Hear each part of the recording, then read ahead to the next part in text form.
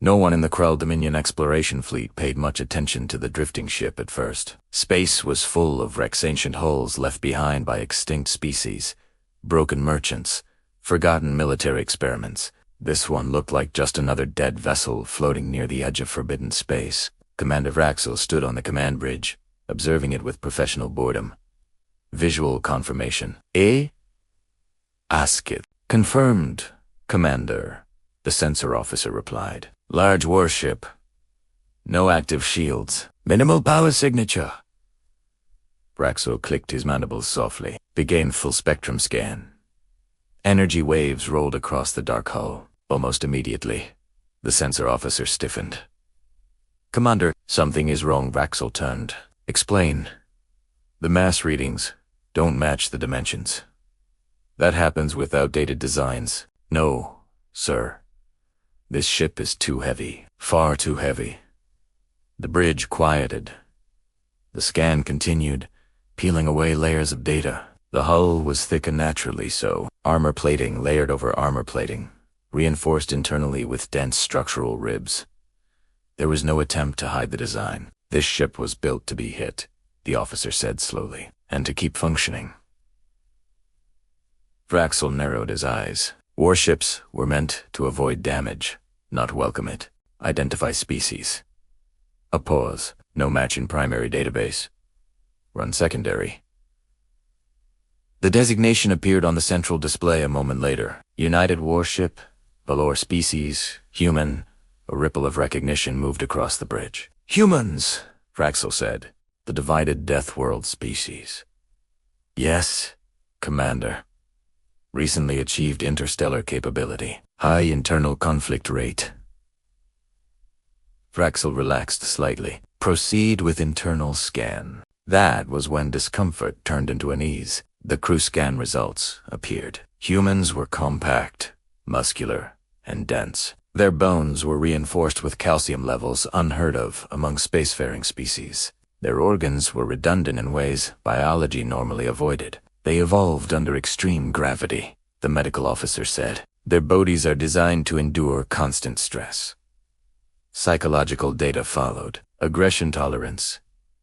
Extreme fear response. Controlled casualty acceptance. Abnormally high pack loyalty. Absolute, these values are incorrect, an officer muttered. They are accurate, the ship AI replied. Humans remain functional under conditions classified as psychologically lethal to most species. Vraxel felt an unfamiliar tightening in his chest. Scanned weapons. The display filled rapidly. Rail cannons. Mass drivers. Missile silos. Nuclear payloads. A long silence followed. Nuclear weapons, someone whispered. Those were abandoned ages ago. They weren't abandoned, the weapons analyst said. They were refined. The scan pushed deeper, accessing archived combat logs. Battle footage played silently. Human ships outnumbered. Human ships burning. Human ships still advancing. Even after catastrophic hull breaches. Even after command loss. Even after life support failures. The final translated line appeared. Mission success is mandatory. Casualty limits removed. Vraxel straightened slowly. These beings, he said, voice low, do not fight to survive. He stared at the human warship. They fight to win. A junior officer swallowed. Commander, recommend disengagement. Vraxel hesitated. That hesitation lasted less than a second. No, he said, we will test them. At that exact moment, the human ship powered up. Weapons came online. Engines warmed. Targeting systems locked. And a calm human voice cut through the bridge. This is United Warship Valar. You are inside restricted operational space. State your intent. For the first time in 4 centuries of service, Commander Vraxel felt fear. Inside the United Warship Valor, there was no panic. Red alert lights glowed softly across the bridge, bathing metal walls in a steady crimson. No one shouted. No one ran.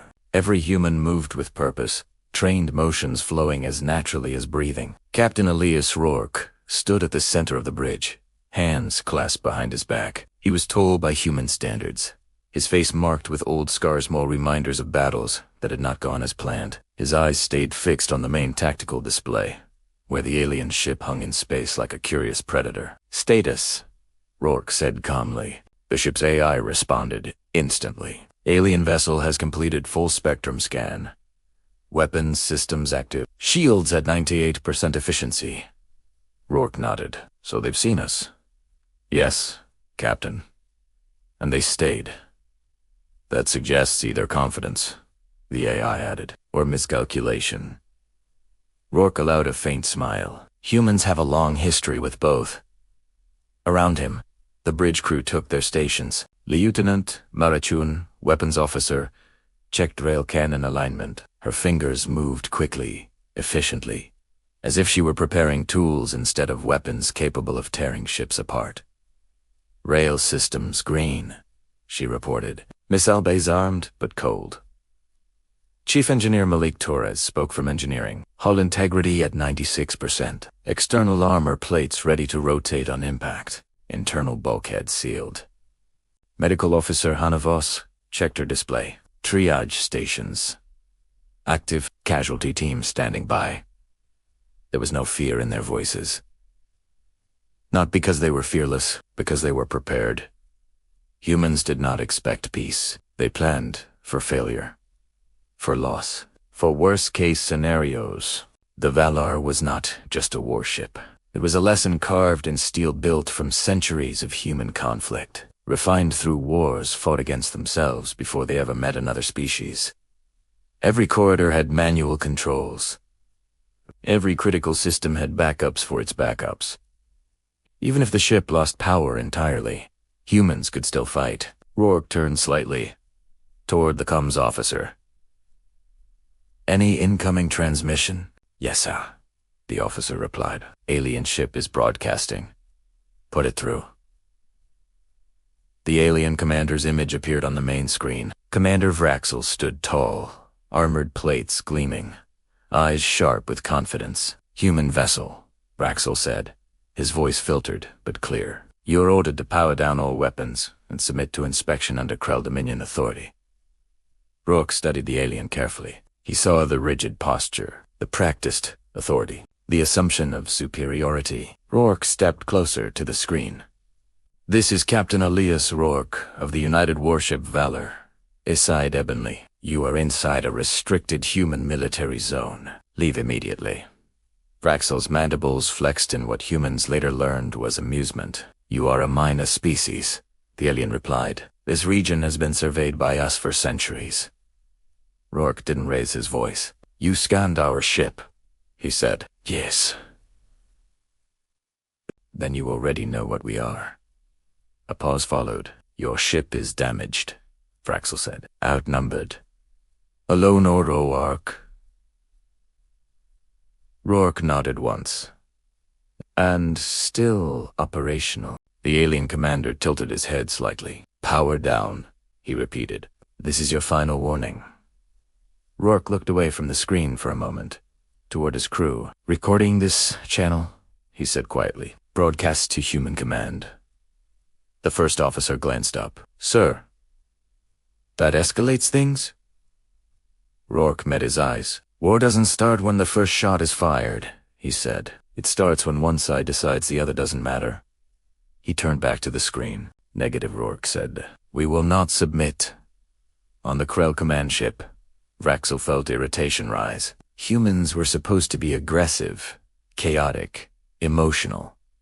This one was calm, too calm. "Very well," Vraxel said. "We will demonstrate authority." He cut the transmission. On the Valor, the silence felt heavy but familiar. "Alien weapon systems charging," the AI reported. "Energy output rising." Rourke didn't move. "Brace for impact," he said. Across the ship, magnetic locks engage. Crew members secured themselves. Bulkheads adjusted automatically, shifting armor plates into optimal positions. The alien warning shot struck moments later. A brilliant beam of energy slammed into the Valar's forward hull. The ship shook violently. Alarms flared, lights flickered.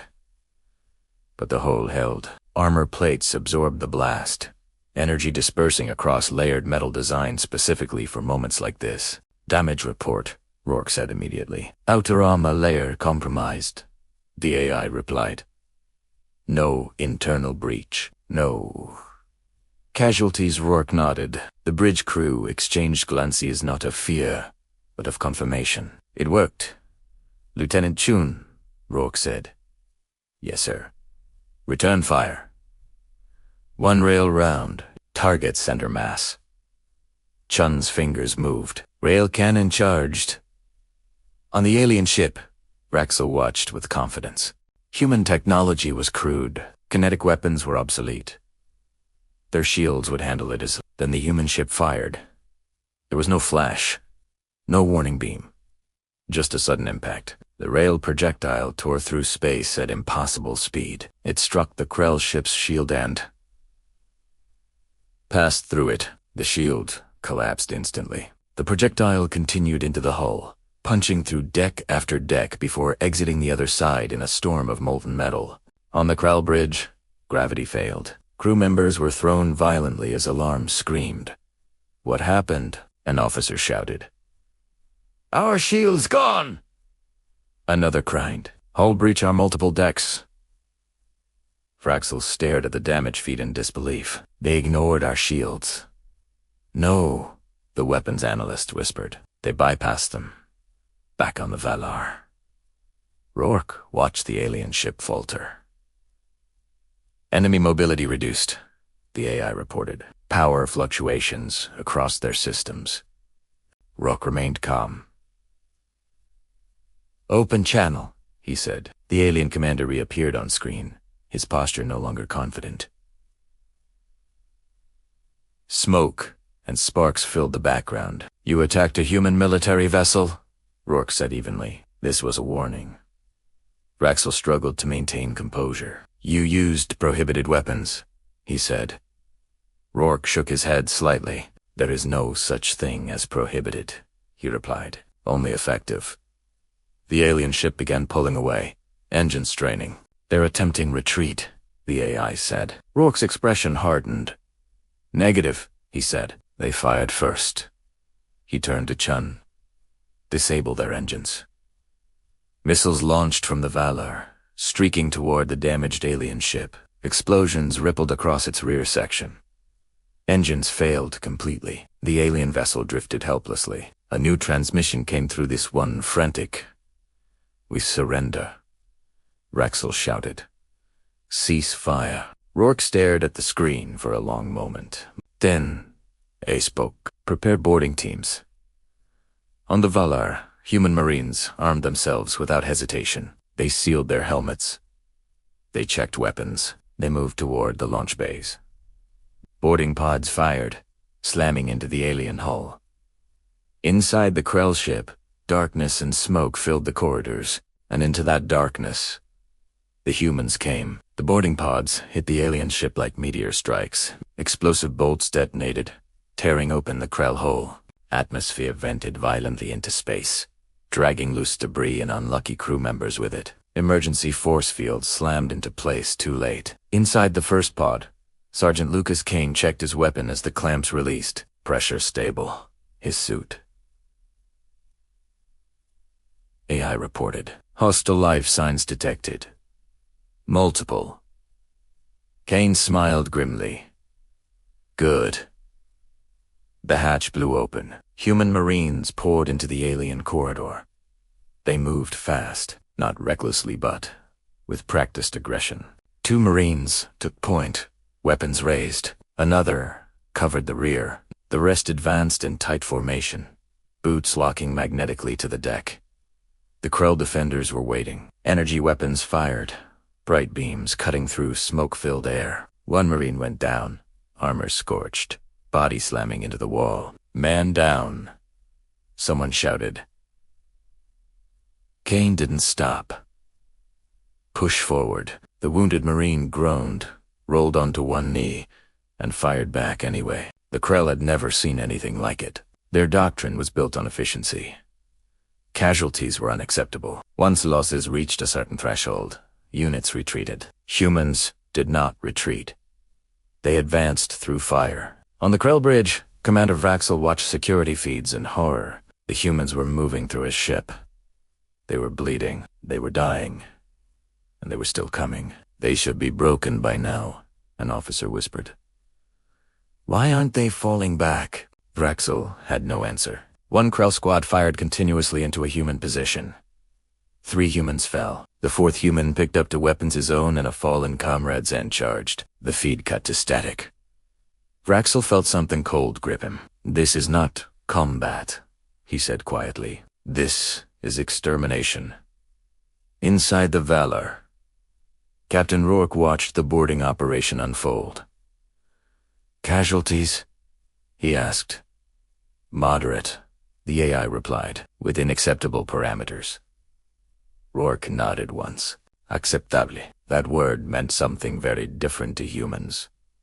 Broadcast this engagement to all Krell frequencies, Rourke said. The first officer hesitated. Sir! Let them see, Rourke said. Let them understand.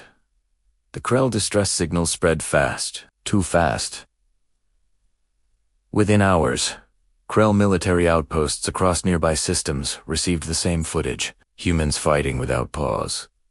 Humans advancing under fire. Humans refusing to stop, even when wounded. Fear followed the signal. The Krell Dominion Council convened an emergency session. This is a misunderstanding, one counselor insisted. We provoked a minor species. We can contain this. Contain, another shouted. They breached a warship with a single vessel. They use barbaric tactics. They use effective tactics, a third corrected quietly. Orders were sent. Mobilize fleets. Crush the humans quickly. Make an example. The first Krell fleet arrived at human space 3 days later. They came in perfect formation, hundreds of ships. Shields glowing, weapons charged. It was a display of dominance meant to terrify. Human sensors detected them instantly. On dozens of human ships, alarms sounded.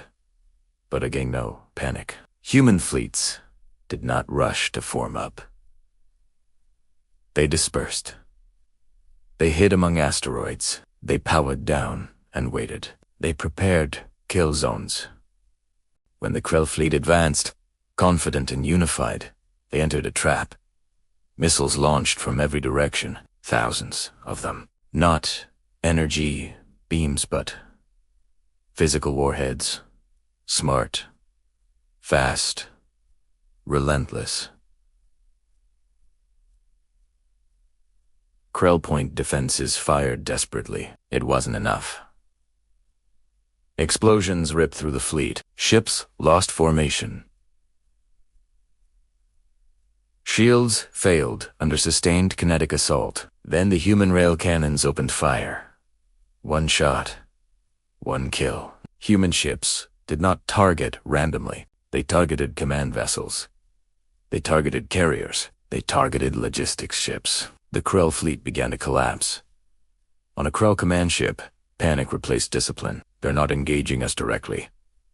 They're dismantling us. They're ignoring our strongest ships. A realization struck the Krell commander too late. Humans were not fighting a battle. They were executing a plan. Boarding actions followed again. Human marines stormed crippled ships. They cut through doors, through walls, through resistance. Some Krell tried to surrender. Humans accepted it sometimes. Others tried to ambush.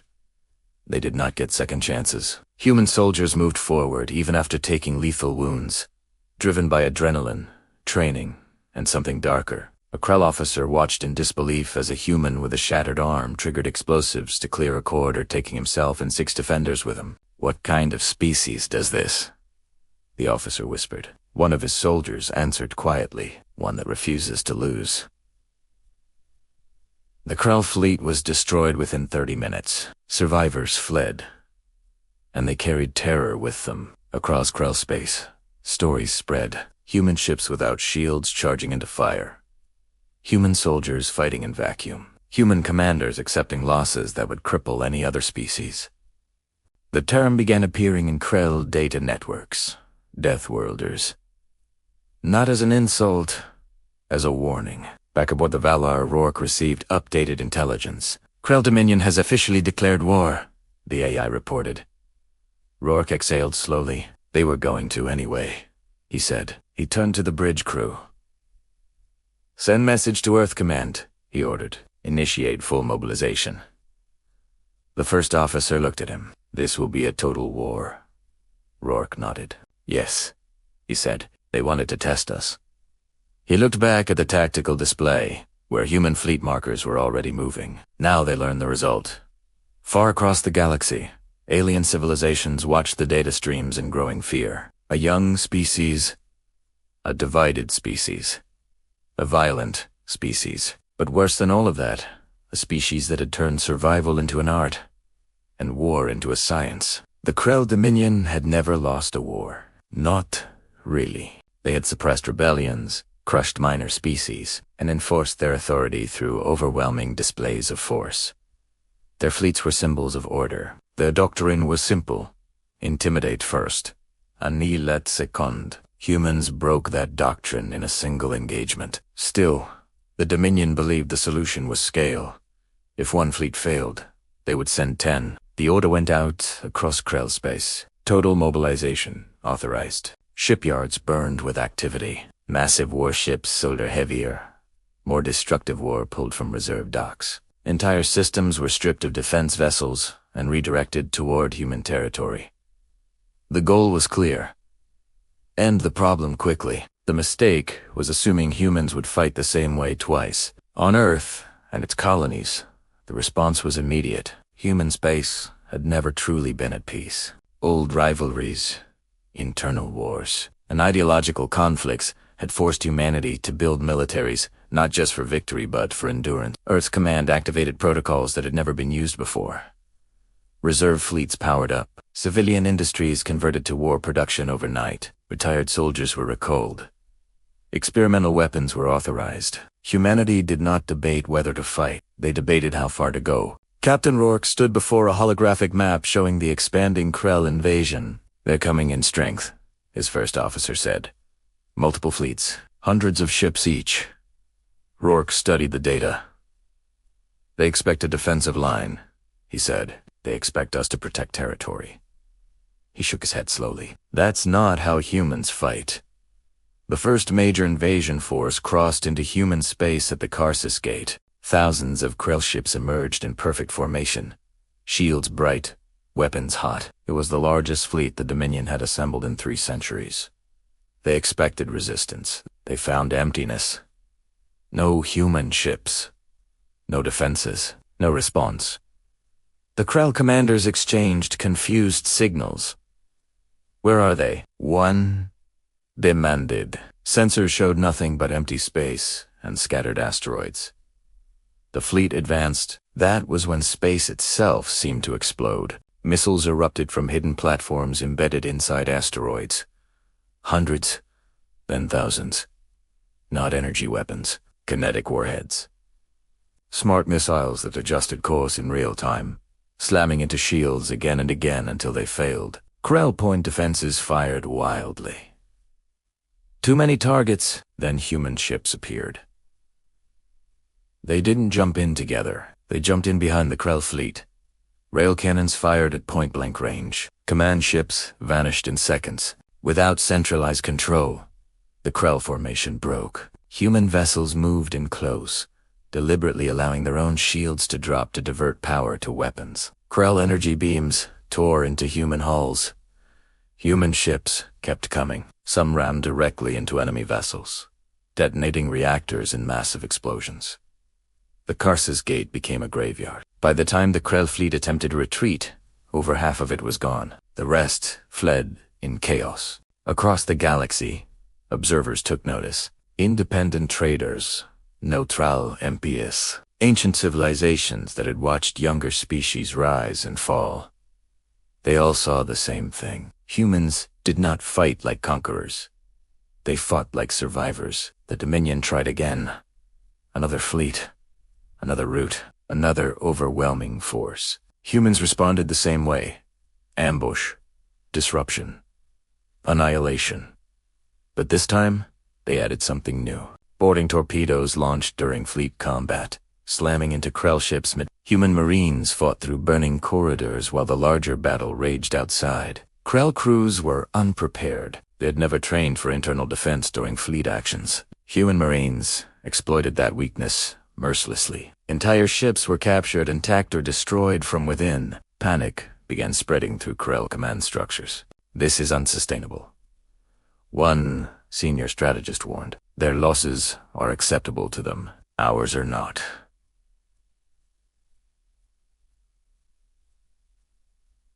The Dominion Council dismissed him. Send more ships. That order sealed their fate. Humanity escalated. They stopped reacting. They went on the offensive. Human strike groups bypassed Krell fleets entirely and jumped deep into Dominion space. They targeted shipyards first, then fuel depots, then communications hubs, then training academies. Human intelligence was terrifyingly precise. They knew where to hit.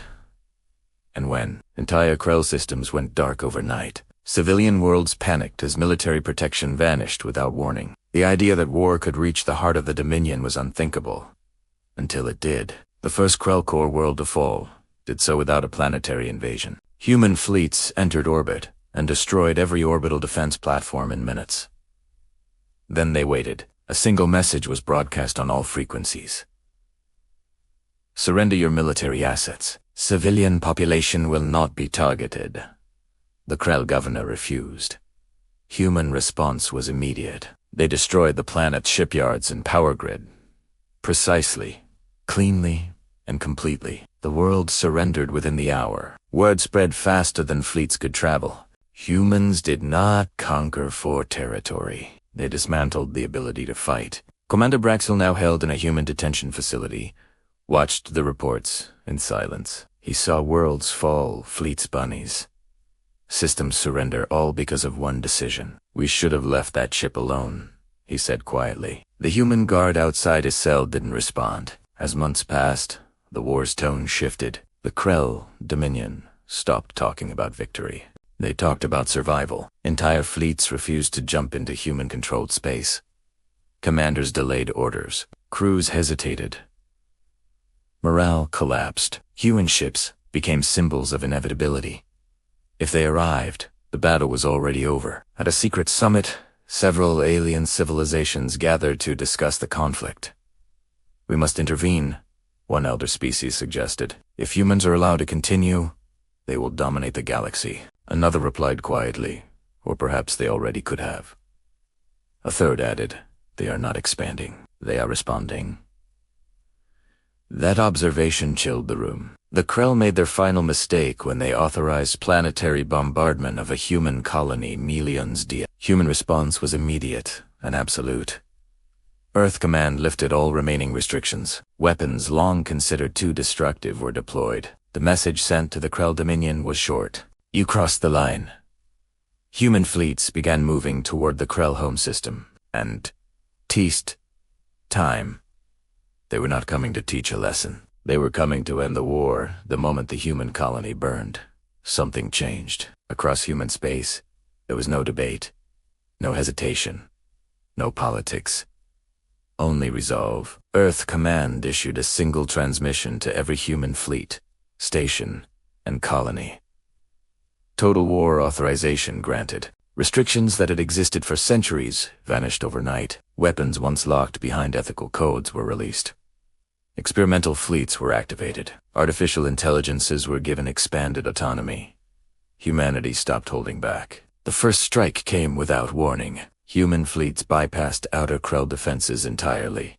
Using jump routes no one else dared to calculate. Ships emerged deep inside. Krell territory inside, systems believed to be untouchable. Shipyards vanished in coordinated strikes.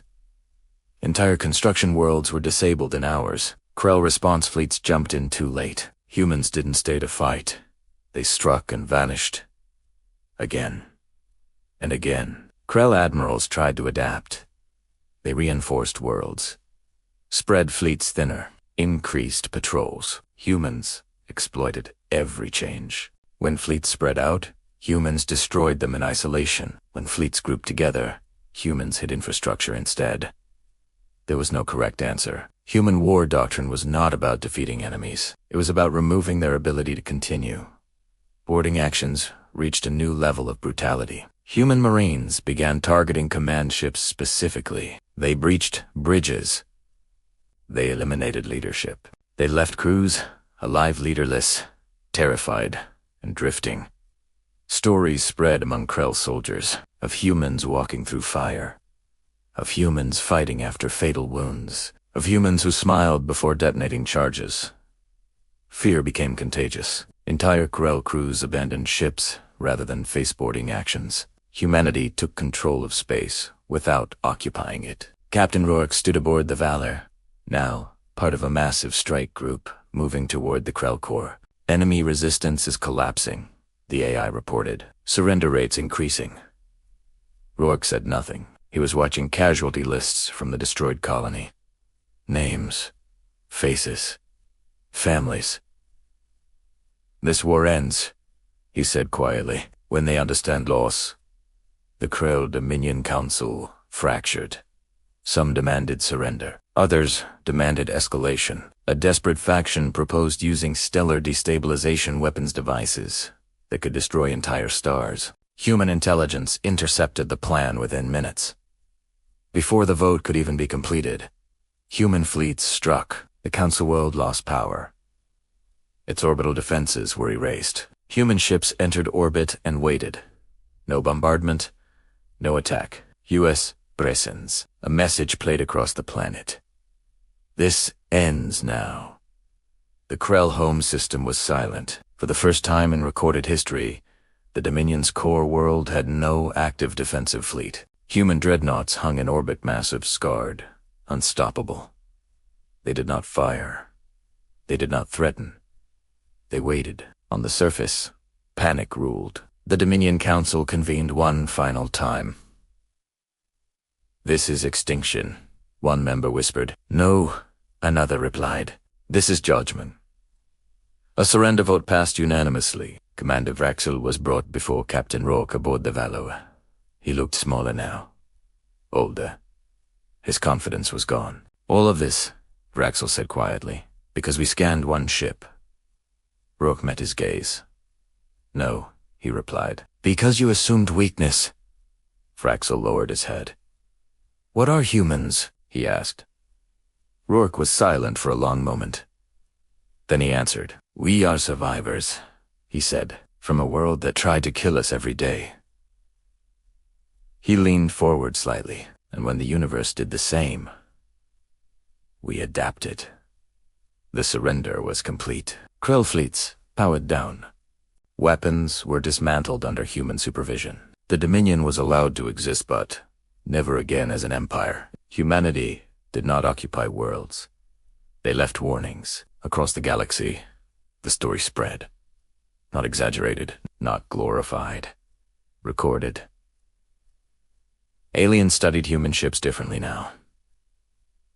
They noticed the scars, the armor, the redundancy. They noticed that human vessels were not built for beauty or intimidation. They were built for endurance. In academies across dozens of civilizations, a new rule was added to First Contact doctrine. Never assume humans are bluffing. Never test them. Never scan a human warship expecting weakness, because what you will see is a species that learned war before it learned peace, and survived both. Far from the battlefield, the Valor drifted quietly. Captain Rourke stood alone on the bridge, watching the stars. The war was over. Humanity had won. Not because they were the strongest, but because they refused to lose.